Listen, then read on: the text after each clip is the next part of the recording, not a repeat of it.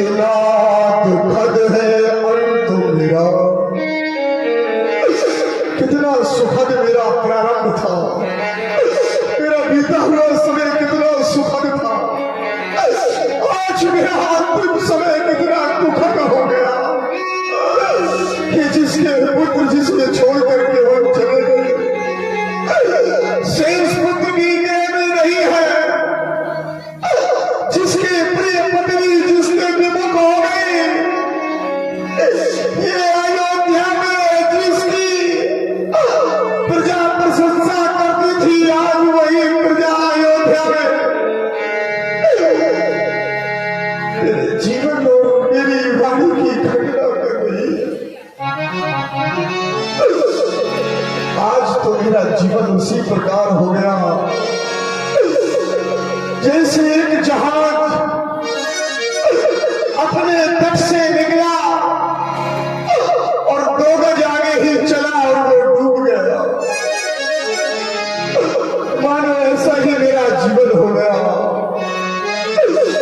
कि पुत्रों को राजा बनाने का विचार लेकर के मैं अपने इस जीवन रूपी जहाज को इस भविष्य की विशाल लहरों में सुचारू रूप से केवल करता हुआ धीरे धीरे अपने जीवन की यात्रा पर चला जा रहा था।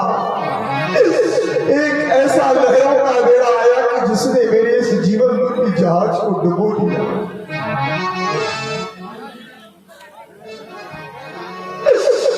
न जाने इस दशरथ के जीवन को क्या हो गया,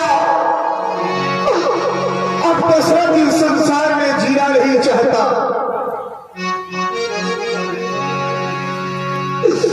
तट से 2 गज चलकर डूबा मेरा सफीना, नहीं जीना नहीं जीना तेरे बिन नहीं जीना।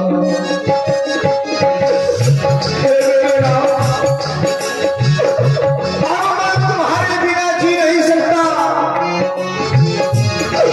क्योंकि तुम्हारे बिना राम रहित जीवन आशा, राम के बिना इस जीवन जीने की आशा को लेकर जीना व्यर्थ है।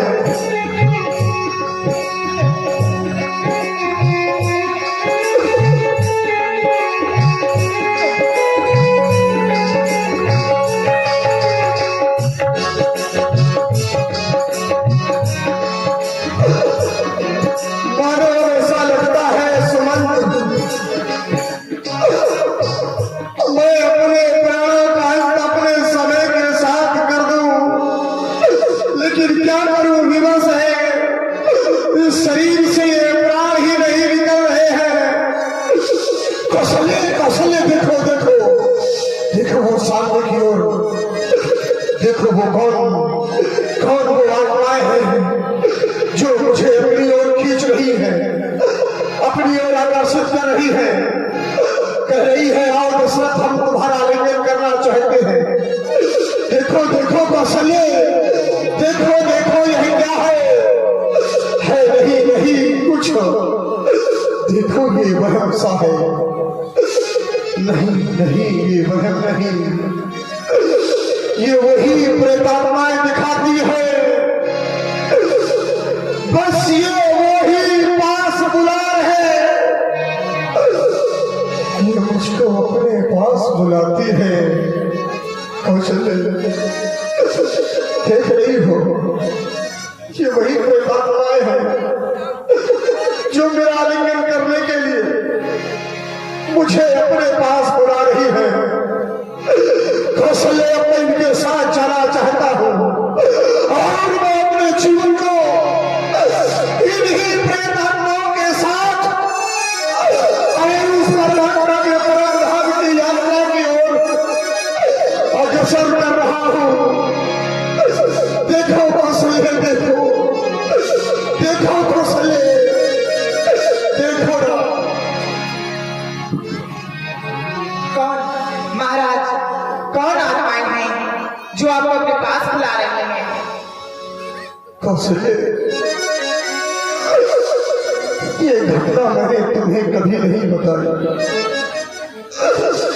ये मेरे जीवन की सबसे बड़ी दुखद घटना है। कौशल्य, तुमको तो ज्ञात है मैं धनुर्वेद में शिक्षित हूँ, अलक्ष्य भेद या शब्द भेद में पूर्ण रूप से पारंगत हूँ। जब मुझ में पूर्ण तरुणता थी, था उत्साहों से भरा हुआ, शिकार खेलने का उस समय उत्साह हृदय में भरा हुआ। जब मेरी तरुणता थी, मेरी जवानी थी, तब मैं शिकार करने के लिए प्राया जाया करता था। सुमंत्र एक दिन मैं शिकार करने के लिए जैसे ही वन में गया, मैंने एक हिरण को देखा और उस हिरण का शिकार करने के लिए मैंने अपने रथ को उसके पीछे लगा दिया। मृगया के पीछे एक दिवस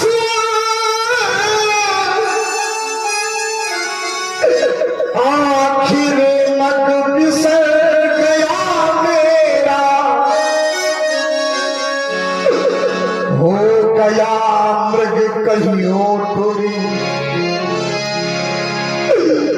आखिर मग विधर गया मेरा। मैं उस हिरण का पीछा करता चला गया। पीछा करते करते न जाने कहा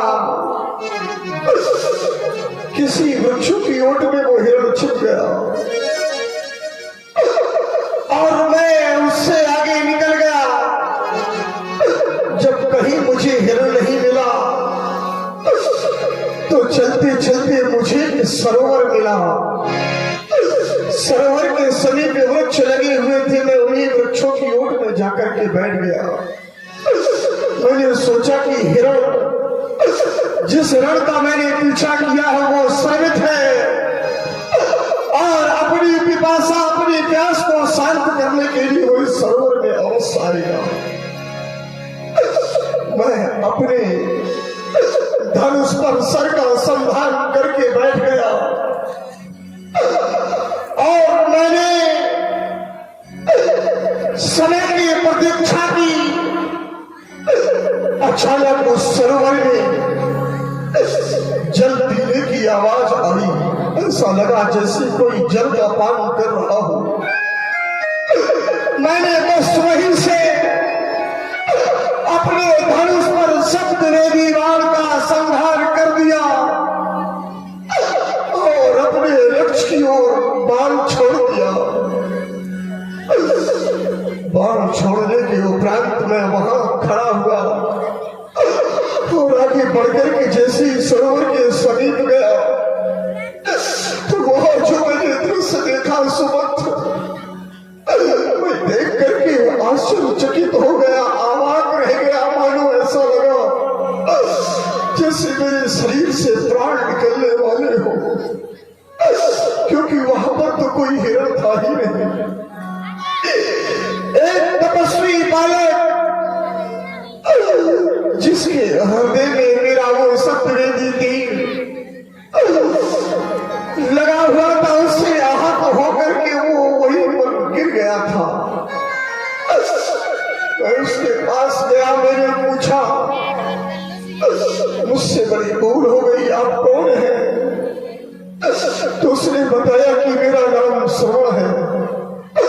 मैं अपने माता पिता को तीर्थाटन के लिए ले जा रहा था। मेरे माता पिता अंधे हैं, उन्हें बड़ी जोर से प्यास सता रही है। उनके जलपान के लिए मैं इस सरोवर में जल भरने के लिए आया था, तभी किसी ने मेरे हृदय में इस सर का आघात कर दिया। मैंने आंख जोड़ करके उससे विनय की कि ये महान अपराध मुझसे हुआ है। तो उसने कहा कि ये जल ले जाओ और मेरे माता पिता को पिला दो, क्योंकि मेरे माता और पिता प्यासे हैं। मैं वो जल लेकर के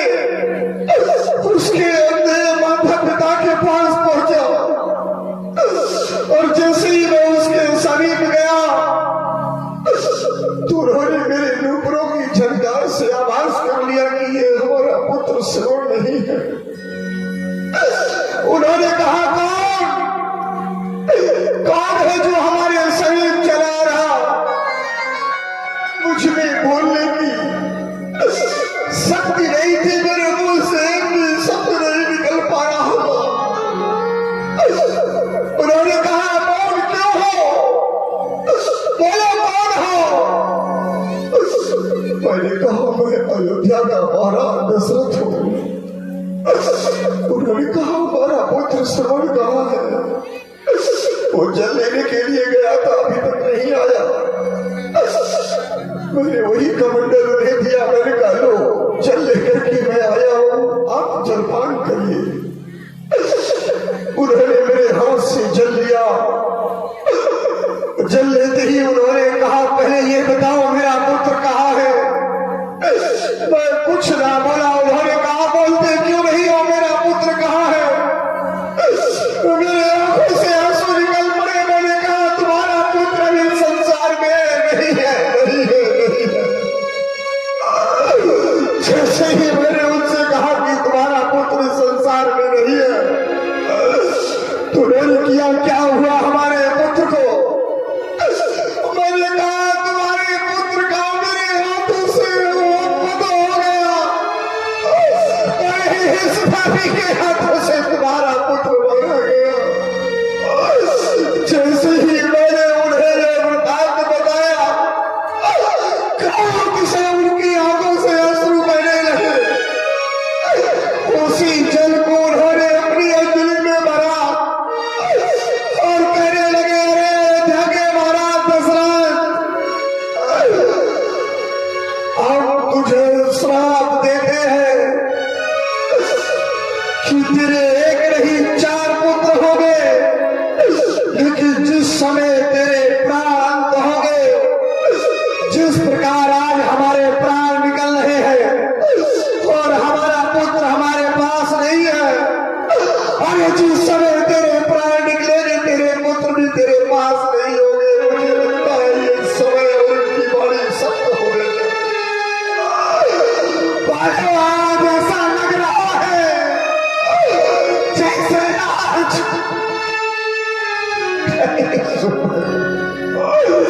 ये हृदय फंस रहा है, ये चिकना सा रहा है समझ, ये आत्मा, ये आत्मा।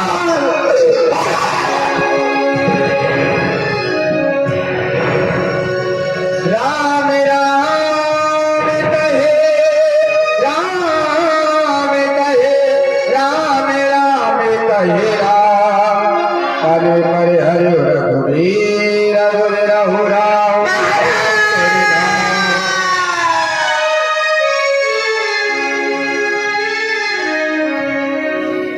और इस प्रकार राम राम राम राम कह करके महाराज दशरथ का